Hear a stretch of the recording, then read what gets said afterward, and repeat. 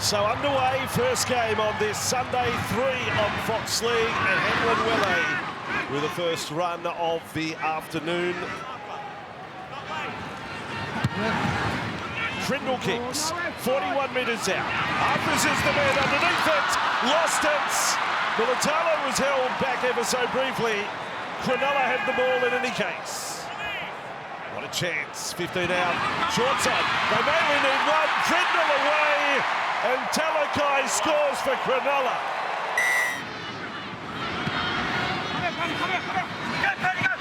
Now Cronulla removing. Radio, no, if he had a pass there, Nicola would have been well into Brisbane's half. Hines with the ball, Sharks running everywhere here. 39 metres away from the Brisbane line, Brayley, McInnes to Trindle. They've got them stretched. Wilton steps Walsh. Wilton all the way. Kennedy to score. Cronulla. Pace here. Oh, they've just opened up. Cronulla have fallen for the fake. I don't even want to call it a dummy. Go! There's a ball from Hines to Nicola. With support, Kennedy's on his way for his second. Brady, Trindle for Hines. Cronulla's over. Katoni Staggs. Here with Reynolds. Back through the centre. Hodgson got it away. Willison. Bergatone offloaded to Man. It may be a miracle pass from Xavier Willison. That could have a big bearing on. Oh, that's enough. That's enough. Ezra Mann maintains possession and grounds the ball. We have a decision. Yeah, there we go. Brisbane get their second. That'll do us for the first 40 minutes. One last play. Man was tripped by Man on the ground. Katoa. It's in a bin. It's Wyatt Raymond with a trick shot. Brisbane will be playing against 10 men. Against 12 men for the first 10 of the second half. And they're saying this was out from Kennedy. It's not. No, the touch judge is on the money. Give him 3 Dally-Ns. Brayley to Hines. Just going the inside run. Rudolph, 5 away. Brisbane under pressure. Piakura from the deck. Brayley takes full advantage. Man down. Brayley says, I'll have 4. Wanderers may have a little crack. There for Walsh. Throws it flat. And a juggling Shibasaki. He barely had control of the ball when he went across the goal line. Brisbane get their try.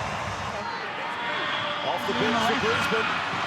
Reynolds, and it goes. Man, there's space.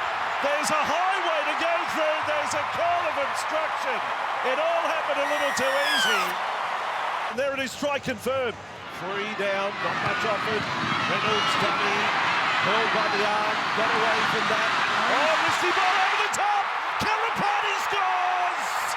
You won't find that in the coaching manual, that pass. It's an alley-oop. And the score's a level. What a shot. Live on Fox League from the sideline. Reynolds. Kick for your life. 10 down overall. The line they can't make it 11. Walsh is through. Walsh on the way. Links up with Shibasaki. Brisbane have found another one. Brisbane have exploded at Suncorp Stadium. The comeback to be completed. Walters back to Reynolds.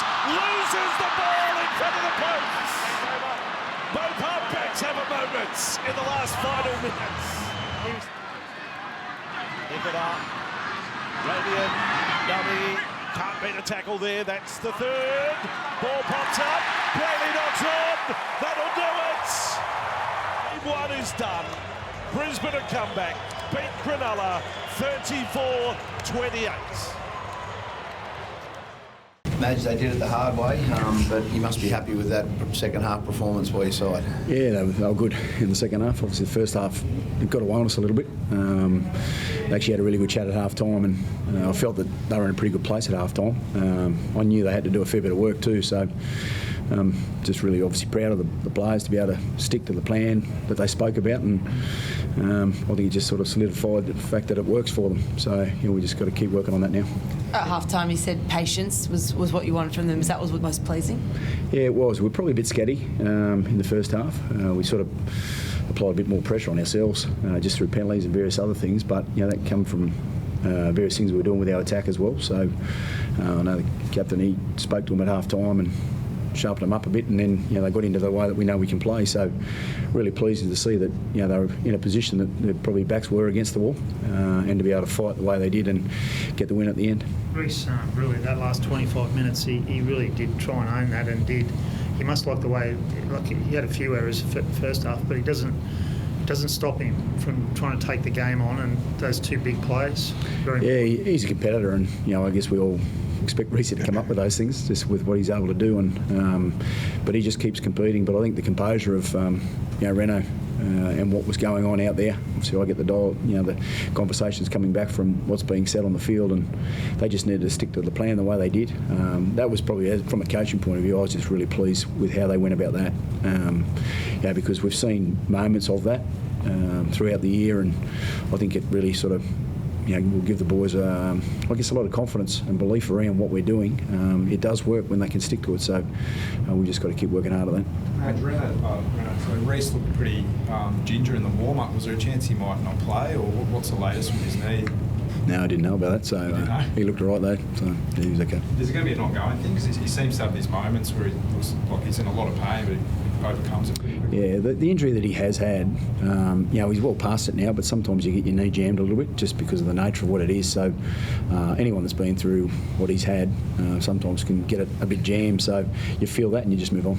Was it good to win a different way, Adam? Like a lot of the time this year, you haven't played that well in the second half, not as well as you did today. But you had to come back today and show a lot of resilience and character. What did you make of that? It was good. Like Madge said, when we stick to the plan and we stick to the game plan, we're a good footy side. When we don't, we're pretty ordinary. There's other ways I'd like to win, but it's always good to get a bit of confidence out of that. When we're down, we know we can fight back. What's Payne's story, Madge? Like the club was saying it's a back. Some people were saying it's a quad. Then at Origin they were saying it's a groin. What's going on with Payne?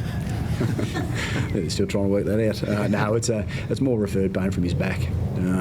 So that's where it sort of tends to come from, and that can then obviously ricochet down through the legs at times. So he's just got to work on that. Could Tony? He's played a lot of high quality footy, Madge. Do you need to look at the way you manage him now? 16 games in 16 weeks for him included in Origin? Yeah, we do manage him in the background. There's days where they don't come to training, and you always manage. Obviously, had plenty of Origin players go away and play, so you manage their weeks, and you tend to tell them to come in a captain's run and just make sure they're right. They're pretty diligent, the boys, Paddy and Pano, and Pano's been great for us.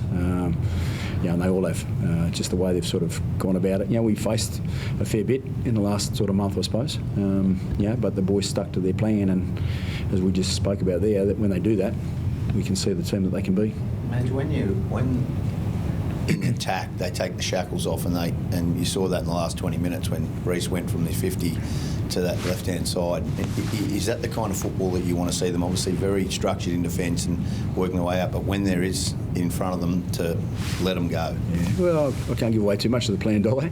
But the captain orchestrates that, and he picks the times when we're going to do things, but we're very capable of playing ad lib footy too, so that's part of what they like to play, which we've been working on pretty well sort of since I've been here, and you just got to pick your right times. And there's times where the game could turn on you like it did today, and they stuck to their plans about how they wanted to go about their game. It's good to get finally, Adam, look at your deal's announced this week. I don't think you've spoken a bit since then, but how good's that you don't have to worry about that anymore? You can just go bang, and you're here for another year. Yeah, it's good. I was pretty confident. I'm sorting it in the background. Look, it wasn't a distraction, but glad it's sorted now. We can stop talking about it and focus on footy. It was mainly you that was asking the questions. Very true. Yeah, one thing I would like to say, like the fans, they were loud today. They were excellent.